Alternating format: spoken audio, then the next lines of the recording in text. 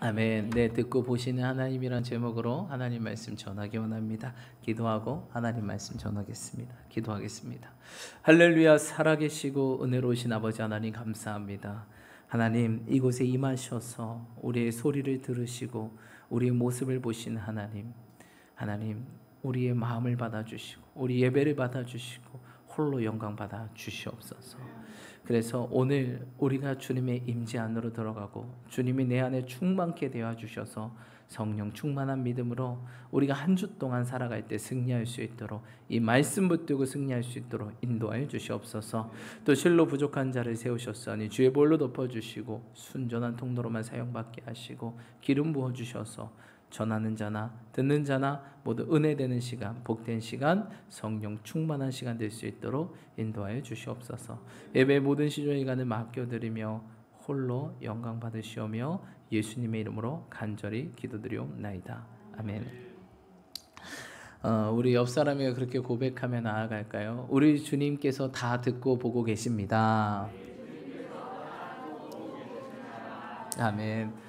예, 여러분, 우리 주님께서 다 듣고 다 보고 계시는 줄 믿습니다. 그걸 믿으시니 축복합니다. 그래서 우리 신앙인의 항상 자세는 코람데오.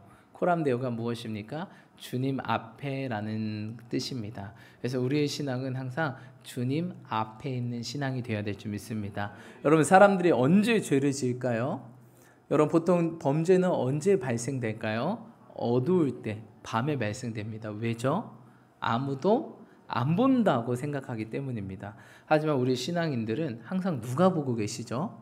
항상 누가 듣고 계시죠? 하나님이라는 사실입니다. 그것들을 기억하시기 축복합니다. 그렇게 우리는 쉽게 죄를 범할 수 없습니다. 왜죠? 주님이 우리 일거수일투족 다 보고 듣고 계시기 때문입니다. 아멘. 근데 우리가 그것을 망각하고 아무도 없네 하고 우리 은밀한 죄를 저지른다면 누가 더 불을 켜고 보시고 계시죠? 여러분, 아무도 안 보고 아무도 없을 때 우리 주님은 더 어떻게 하실까요? 더 눈을 부릅뜨고 우리를 보십니다. 왜? 아무도 없을 때 신앙이 어떤 신앙? 우리의 진짜 신앙이기 때문입니다. 할렐루야. 여러분, 그래서 하나님은 아무도 없을 때, 은밀할 때 우리 주님은 더 보신다는 거예요. 그렇죠? 그래서 우리 주님이 원하시는 거 무엇이죠? 네가 기도할 때 어디 가서 기도해라? 은밀한 중에 구하라. 골방 가서 기도하라. 왜죠? 그것 가운데 주님과 1대1을 만나기 위해서입니다. 그러니까 여러분, 우리 주님은요, 혼자 있을 때 우리 주님이 더 보십니다. 사람들이 다 안 본다고 생각할 때 우리 주님은 2배, 3배로 우리를 지켜보십니다. 어떻게 행동하나? 어떻게 하나? 여러분, 예전에 그런 재밌는 실험을 한 적이 있어요. 요새 반려인들이 많으시잖아요. 그래서 반려견, 반려묘를 많이 키우는데, 여러분, 그 관찰 카메라를 한 적이 있는데, 우리 집 개가 집주인이 나가면 하는 행동들, 어떤 행동들을 한다는 게 포착됐죠. 참 개들이 영리해요. 주인이 있을 땐 침대에도 안 올라왔는데 딱 주인이 집 나고 나자 관찰 카메라 돌리니까 개가 어디 있어요? 침대에서 발 뻗고 자고 있고. 근데 띵동 소리가 눌러서 막 문이 철컥 소리 나요. 그럼 개가 어떻게 해요? 바다닥 내려서 바닥에서 쓰러진 척하고, 이런 것들이 발견되고 있어요. 네. 그래서 참 영리하다. 근데 주인은 다 뭐 하고 있습니까? 보고 있는 거죠. 안 본 줄 알았는데 다 보고 있다는 사실입니다. 여러분, 우리 주인도 마찬가지죠. 아무도 없네? 아무도 안 보네? 뭐 내가 누군지 모르네. 난 크리스찬이고, 난 어느 교회 집사고, 권사고, 장로고, 안수 집사인데 아무도 없네? 내가 누군지 모르네? 그래서 우리가 막 말하고 행동한다면 어떻게 됩니까? 바로 들키게 된다는 사실입니다. 저도 요새 그런 걸 느껴요. 집에서 어떤 조금 행동이 조금 이제 교회에서 하는 행동과 좀 다를 때 우리 다일이가 그렇게 얘기해요. 목사님. 그럼 꼼짝 못 하겠어요. 목사님. 네, 그래서 아빠 이러는데 요새는 갑자기 목사님. 그거를 섞어서 사용하기 시작했어요. 그러면 이제 제가 집에서도 뭐가 돼야 되는 거예요? 네, 목사님처럼 행동하기를 원하시는 거죠. 집에서는 좀 편하게 있어야 되는데 그렇다는 겁니다. 그래서 무섭다라는 생각을 해보게 됩니다. 여러분, 이처럼 하나님은요 아무도 안 보고 있을 때 우리 주님은 더 지켜보세요. 그래서 우리는 그때 더 행동을 조심해야 될 줄 믿습니다. 그때 우리가 더 정신 차려서 더 깨어 있어야 될 줄 믿습니다. 그때 우리 주님은 인정하는 거야. 얘는 아무도 없을 때 내가 보고 있다는 것을 믿음의 눈으로 또한 믿음의 귀로 듣고 보고 있으며 또한 내 앞에 온전히 서 있기를 원하는구나. 그 코람데오의 신앙, 항상 주님 앞에 내가 서 있구나. 이런 신앙인이구나. 딱 인정하시고, 주님이 인정하시면 어떻게 돼요, 여러분? 사용하시는 겁니다. 그래서 여러분, 사람한테 인정받는 것도 중요하지만 누구한테 인정받아야 진짜 중요할까요? 하나님. 그래, 하나님이 쓰십니다. 여러분, 하나님께 모두 인정받으시는 저와 여러분 되시 축복합니다. 오늘 그 듣고 보시는 하나님께서 이 예배 가운데도 또 온라인으로 시청하는 여러분들, 온라인으로 시청하면 좀 프리하게 예배 드릴 수 있잖아요. 근데 여러분, 하나님 다 지켜보고 계신 줄 믿습니다. 우리의 마음 자세를 온전히 해서 정성스럽게 우리가 이 시간 나아가기를 소망합니다. 자, 우리 말씀 한 절씩 좀 보기 원합니다. 말씀 한 절씩 우리 시편 94편 1절로 2절 1절로 2절 함께 합독하겠습니다. 시작.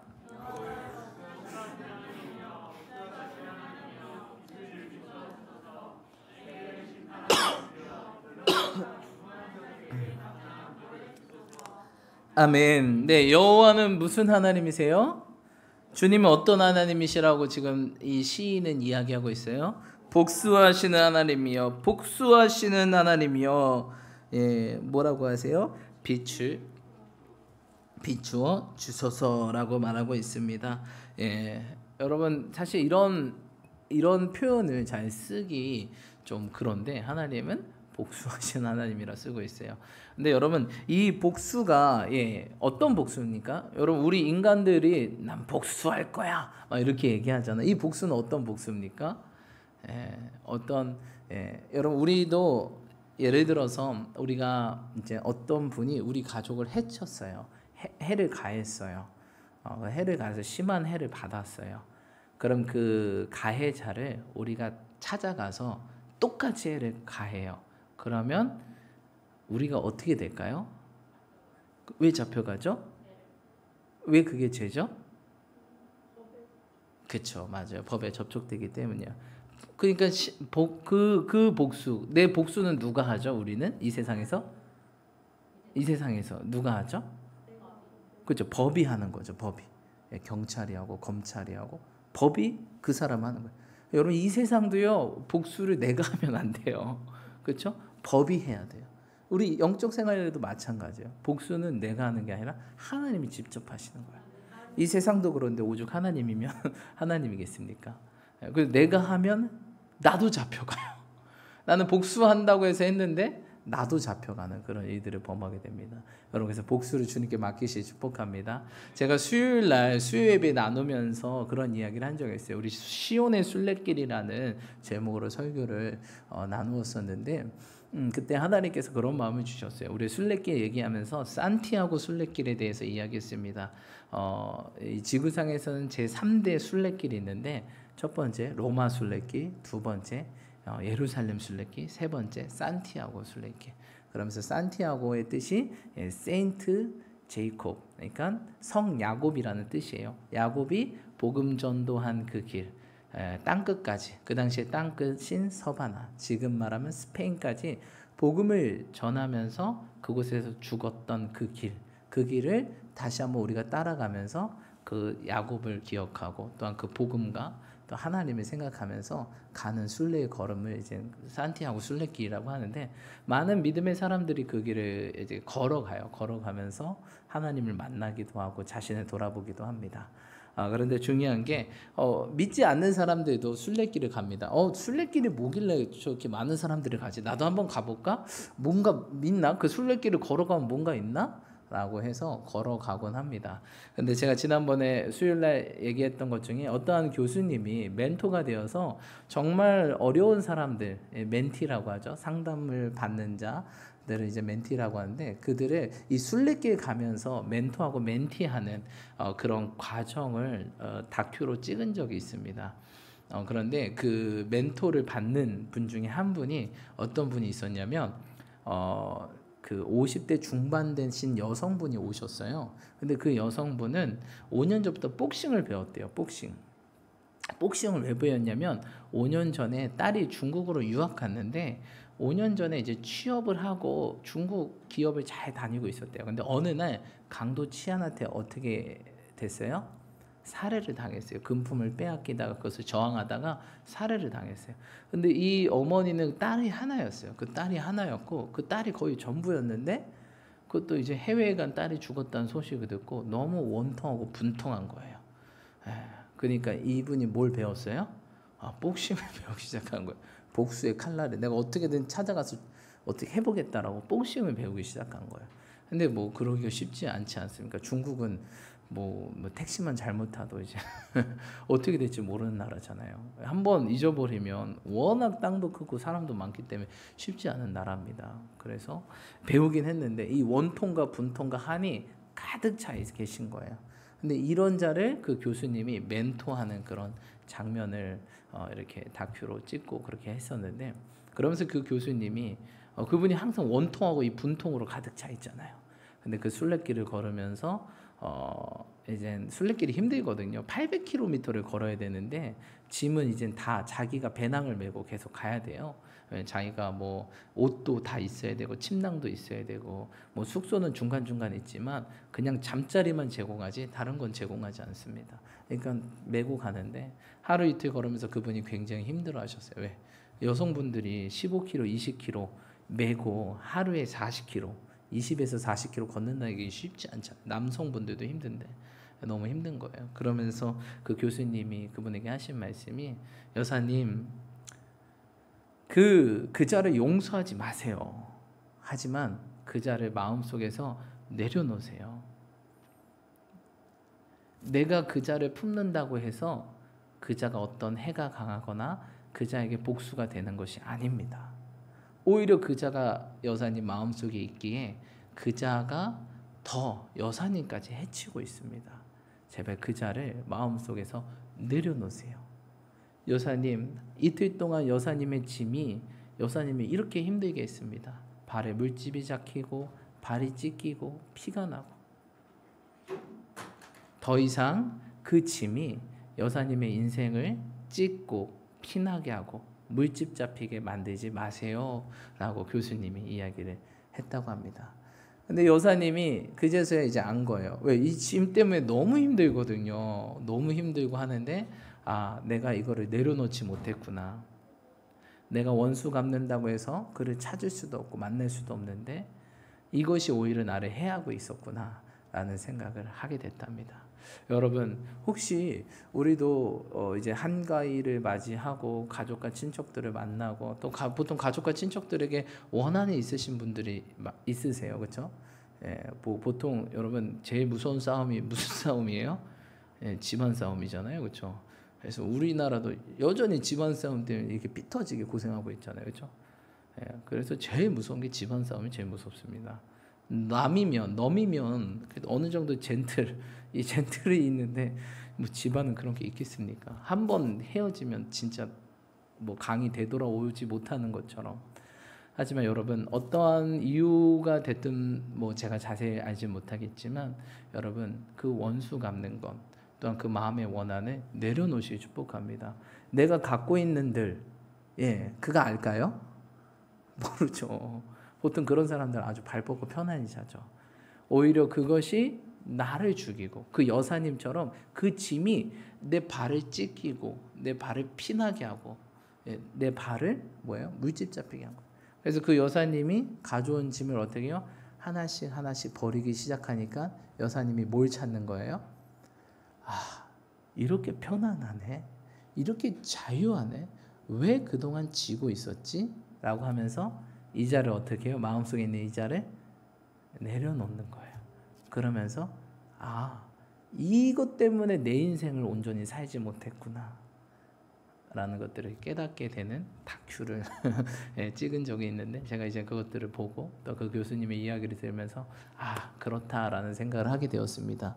여러분 혹시 가족 간에 뭐 여러 간의 원한과 이런 것들이 있다면 주님께 내려놓으시 축복합니다. 그것이 있은데 그 사람이 알지도 못할 뿐더러 그 사람에게 내가 있은데 그 사람의 해를 가하는 게 아니라 오히려 이 짐이 나를 죽이고 있다는 거예요. 여러분 주님께 짐을 맡기시길 축복합니다.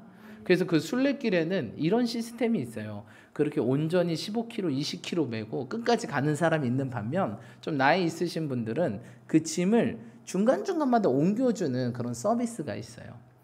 그래서 쉬운 구간은 메고, 뭐 보통 여러분 길 가다가 언덕도 있고 내리막도 있지 않습니까? 평지도 있고. 그래서 좀 연세가 있으신 분들은 그 서비스를 이제 동키라고 하는데, 당나귀죠. 그걸 맡기면 그 짐을 맡기신 분이 그 내가 갈 숙소까지 내려주고 가시는 거예요.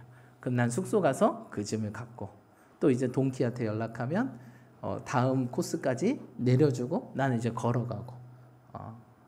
왜냐면 나이 드신 분들이 이거를 15km, 20km 맨다고 생각해 보십시오. 얼마나 막 무릎 다 나갑니다. 순례길 갔다가 내 몸 다 망가져서 옵니다. 여러분 우리 삶도 마찬가지예요. 우리 삶의 동키, 우리 짐을 대신 져주신 누가 있어요? 주님이 있다는 거. 우리 주님이 오죽하면 수고하고 무거운 짐을 진 자들아 내게 뭐하라? 오라. 내가 너희를 뭐하리라? 누구든지 와라. 여러분 근데 그 동키 가격이 얼마인지 아십니까? 50만 원이에요. 근데 우리 주님은 뭐 한대요? 내게 짐 맡겨. 50만 원이다? 프리. 무료잖아요, 무료.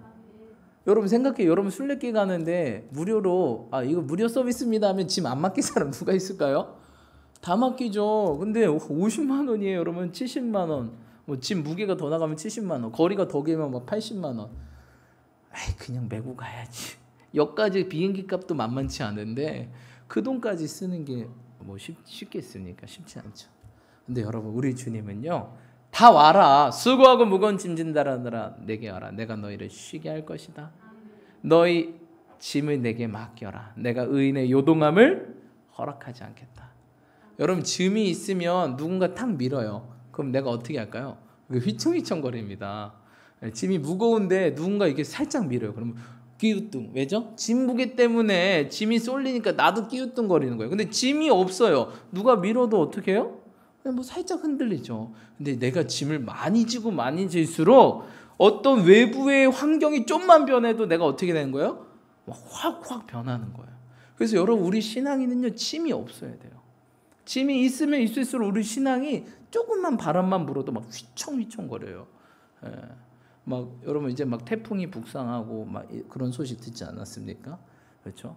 제주도에 계신 분들이 있는데 제주도에 계신 분들도 막 책가방 막 많이 메고 막 이러면은 막 태풍 올 때 막 휘청휘청 거리지 않습니까? 그래서 예전에 영솔 간사님이 그런 얘기를 했는데, 목사님 저도 날아갈 뻔했어요. 그래서 안 믿긴 했는데 아무튼 그렇다고 합니다. 네. 여러분 짐이 많으면 많을수록 우리가 더 흔들려요. 우리 신앙이 보통 이게 흔들리는 분들 보시면 항상 짐이 많아. 그 어깨에 짐이 많아요. 근데 흔들리지 않은 분들은 항상 짐을 빨리빨리 맡겨요. 짐이 없을 수는 없습니다, 여러분. 왜?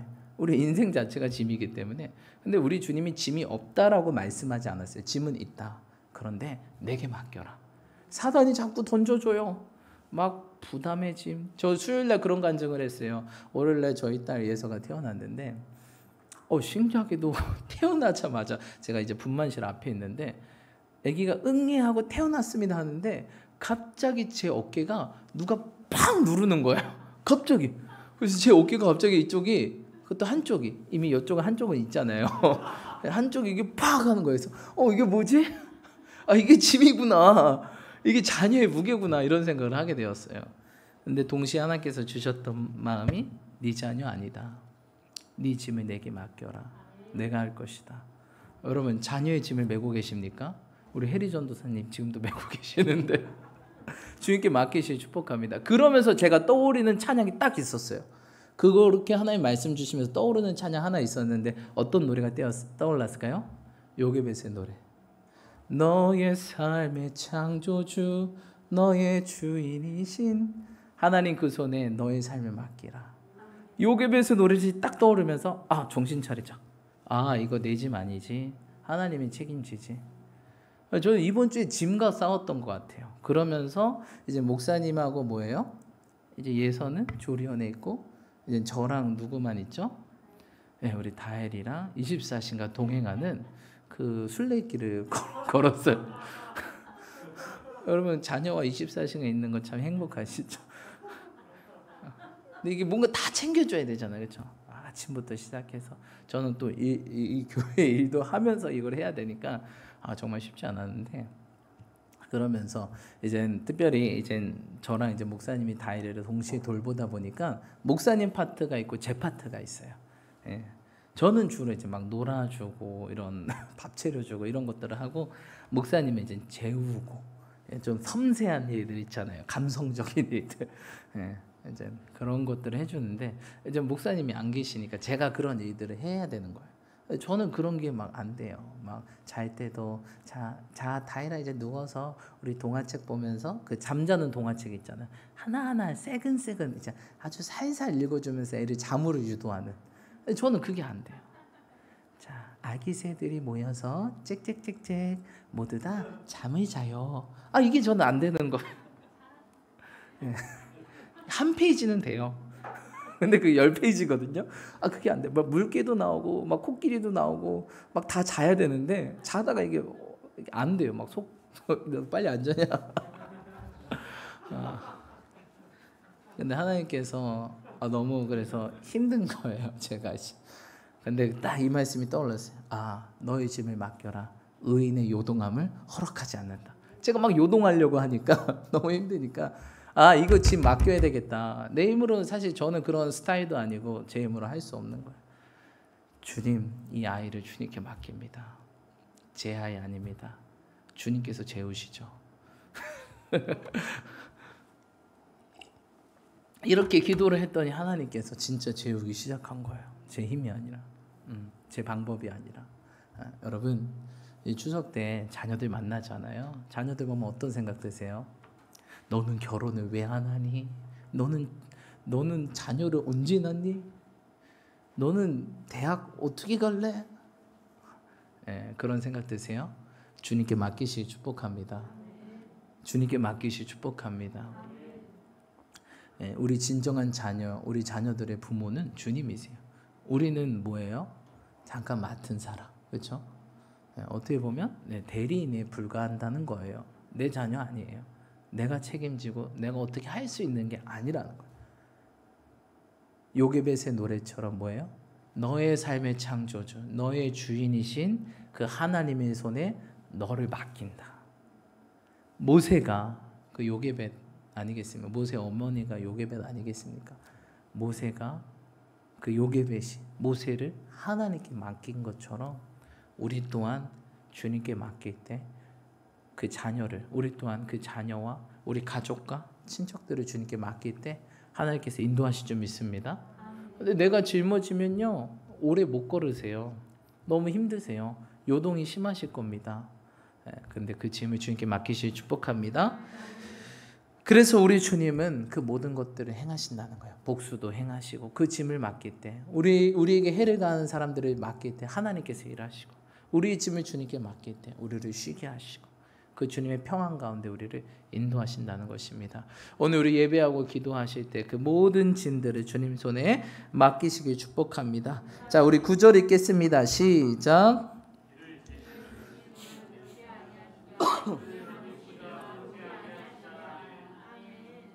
아멘. 여러분, 귀를 지으신 이가 뭐하지 아니하신대요? 눈을 지으신 이가 뭐하지 아니하신대요? 우리 주님은 귀를 찌으시고 눈을 만드셨어요. 그분이 더 잘 듣고 더 잘 보고 계신다는 거예요. 아멘.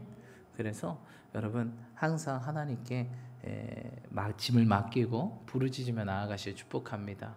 하나님께서 이스라엘 백성들을 건집니다. 언제 건지시죠? 항상 성경에 보니까 그들의 그 부르짖음, 그들의 모습을 보시고, 그렇죠? 그들의 고통받는 모습을 보시고 그들의 울부짖음을 들으실 때 하나님이 일하셨어요. 출애굽 언제 하나님께서 이스라엘 백성들을 건지시죠? 그들이 그 노예 생활로 고통받는 것을 보셨어요. 그리고 그들의 울부짖음을 들으실 때 이제 해야 되겠다. 그렇죠? 하나님 이렇게 일하십니다. 또한 그 이제 아브라함의 하갈, 그 종 하갈, 이스마엘, 언제 하나님께서 구원하셨어요? 그 광야계 가운데 뭐예요? 하갈의 울부짖음과 이스마엘의 울음소리를 들으셨어요. 그렇죠?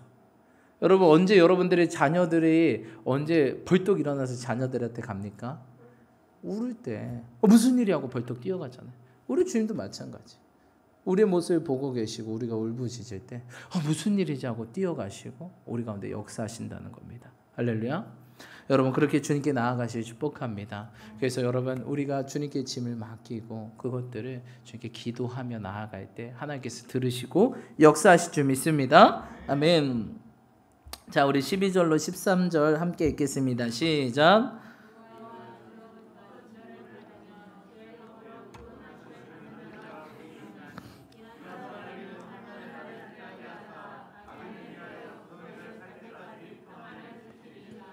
아멘. 아멘이십니까?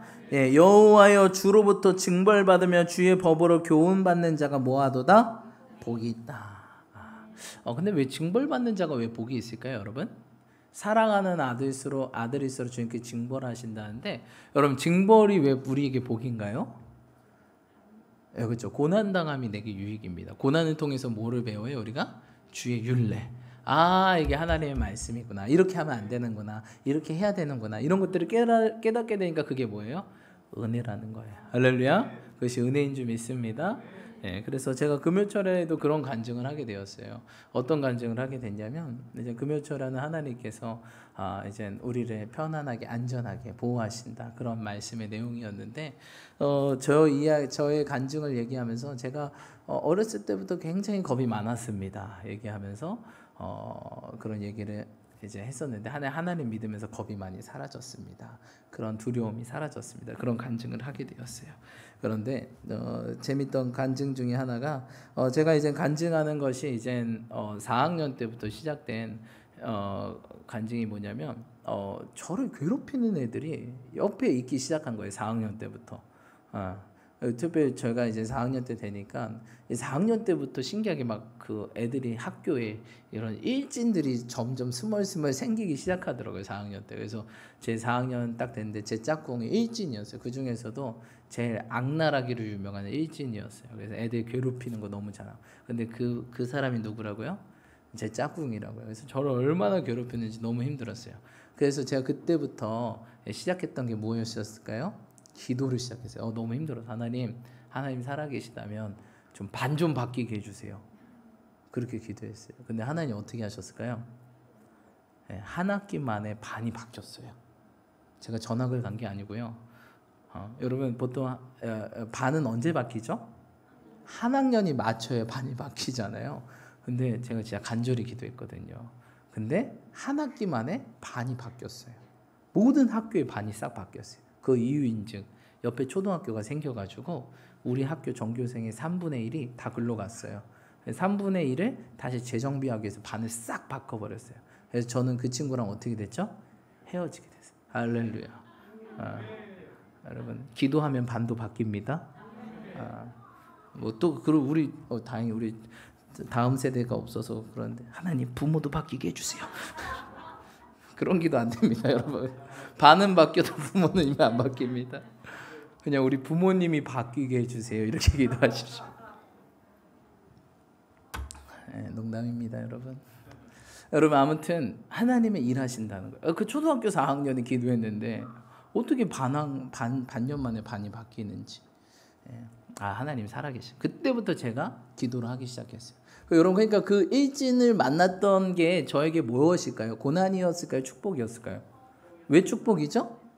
그쵸, 기도를. 그때부터 기도하기 시작하니까 하나님 저를 세우시기 시작했어요. 그래서 5학년 때는 갑자기 괴롭힘 당하는 친구가 막 하나님께서 세우셔서 반에 회장을 하고 부회장을 하고 부반장을 하고 반장을 하고 하나님 계속 세우시더라고요. 왜? 제가 그 계기로 기도하고 하나님 좋은 사람들 만나게 해주세요. 그렇게 기도했더니 그런 일들이 생겨요. 근데 제가 기도가 좀 시들해졌어요. 그래서 중학교 때 딱 친구들을 만났는데 우리 반에 또 중학교 1학년 때 누구 어떤 친구들이 많았어요? 아, 또 일진들이 많네. 왜 나는 저 일진 이렇게 너무 내가 평안했나 봐요. 이거 뭐야? 너 하나님 가만히 있어. 나 높이시네. 평안이네. 그래도 기도가 좀 부족하니까 또 일진들을 만나게 하셔서 저로 뭐하게 하세요? 기도하게 하셨죠. 참 기도하게 하시면서 그 고비들이 넘어갔어요. 그러면서 제가 느낀 게 금요철에 설교하면서도 제 자신을 돌아보는 게 고난이 참 유익이다.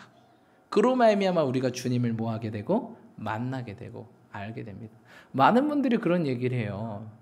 내가 아프지 않았으면 교회 안 다녔을 거라고.